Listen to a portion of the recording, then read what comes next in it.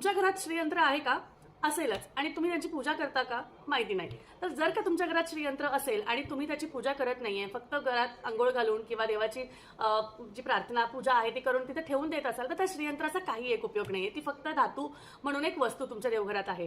त्याचा उपयोग कसा करून घ्यायचा तुम्हाला सांगते. श्रीयंत्राचं पूजन केल्याने, त्याची उपासना केल्याने तुमच्या घरात धन लक्ष्मीची, अष्टलक्ष्मीची तुम्हाला सांगते भरभराट होऊ शकते. अष्टलक्ष्मी म्हणजे धन, ऐश्वर आणि खूप काही. म्हणजे तुम्हाला मी इथे लिहून देते की धनलक्ष्मी म्हणजे अष्टलक्ष्मी म्हणजे काय काय आहे.